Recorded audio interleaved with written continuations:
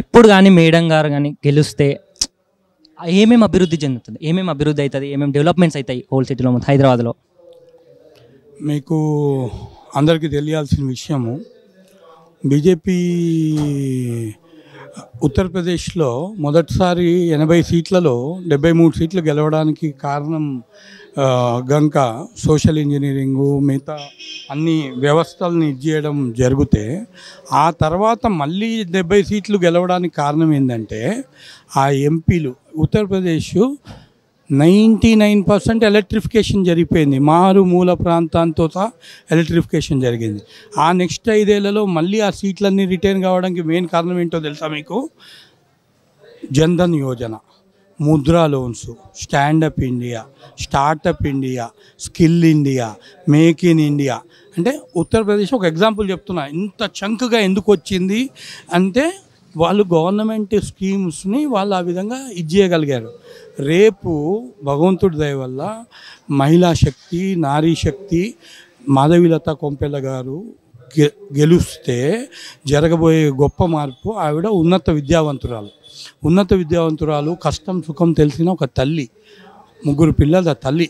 ఆమె ఆ పిల్లల్ని ఎట్లా ఎదిగేటట్టు చేసిందో, ఇంట్లో చదివించి 2 ఐఐటీలు, ఒకళ్ళు నీటు ఎంబీబీఎస్ ఎండి డాక్టర్లు ఎట్లా చేసిందో, తన పిల్లల్లాగా మిగతా ప్రజానికాన్ని కూడా డెవలప్ చేస్తుంది. ఓ తల్లికి తెలుసు పిల్లల్ని ఎట్లా డెవలప్ చేయాలనేది.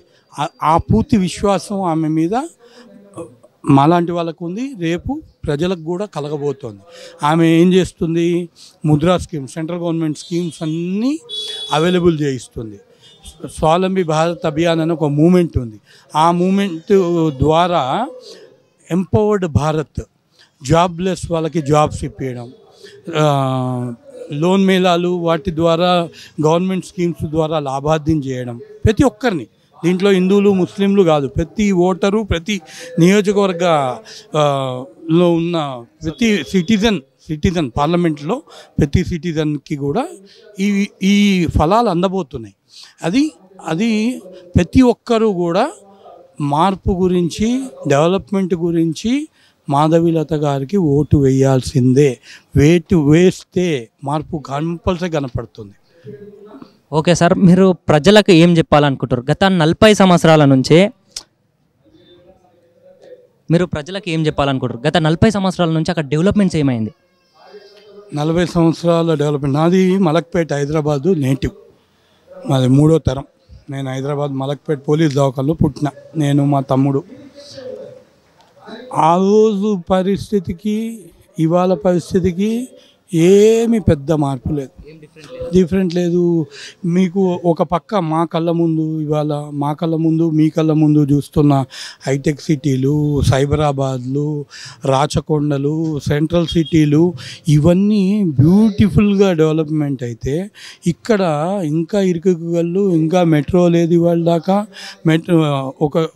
ఒక అడుగు ముందుకు పడని అని నాయకత్వాలు, డెవలప్మెంట్కి అడ్డుపడే వ్యక్తులు, దానికి రకరకాల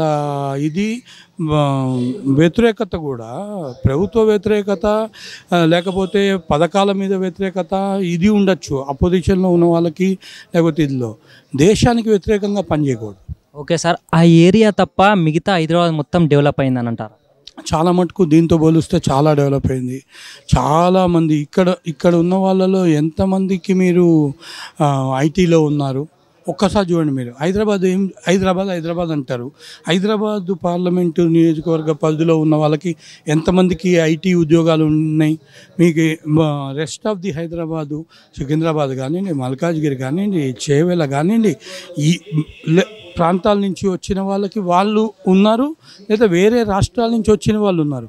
హైదరాబాద్కి ఎందుకు రిప్రజెంటేషన్ లేదు అంటే మీకు ఆ సపోర్ట్ సిస్టమ్ లేదు, మీకు డెవలప్ చేయడానికి మనుషుల్ని హ్యాండ్ హోల్డింగ్ లేదు, నాయకులే హ్యాండ్ హోల్డింగ్ చేయాలి. నేను ఇందాక చెప్పినట్టు తల్లి పిల్లల్ని ఎట్లా పెంపకం చేస్తుందో ఆ విధంగా నియోజకవర్గ ప్రజల్ని ముందుకు పట్టుకొని తీసుకెళ్ళాలి.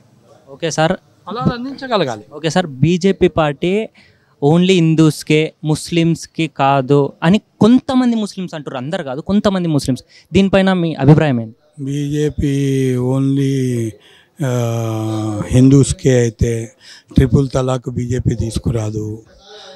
ఇంకోటి ముస్లిమ్స్ యొక్క గౌరవాన్ని ఇది చేయడం గురించి, ముస్లిమ్స్ కూడా ఈ దేశ ప్రజలే కదా, ఈ దేశ సిటిజన్స్ని. బీజేపీలో కూడా చాలా మంది ముస్లిమ్స్ కూడా మాట కూడా ఏమంటాడు, బీజేపీలో బోల్డ్ మంది ముస్లిమ్స్ ఉన్నారు. ఇంకోటి మోడీ గారు ఏమంటారు, మోడీ గారు కానివ్వండి, బీజేపీ ఏమంటుంది, సబ్కే సాత్ సబ్కా వికాస్ సబ్కా విశ్వాస్ సబ్కా ప్రయాస్, వాళ్ళ స్లోగన్ అది. ఇప్పుడు నేను బీజేపీ కార్యకర్తం కాదు, కానీ మనము మంచిని మంచిగా తీసుకోవాలి, మంచిలో చెడుని చూడకూడదు. చెడులో కూడా మంచిని చూడొచ్చు, కానీ మంచిలో మంచిని చూడాలి.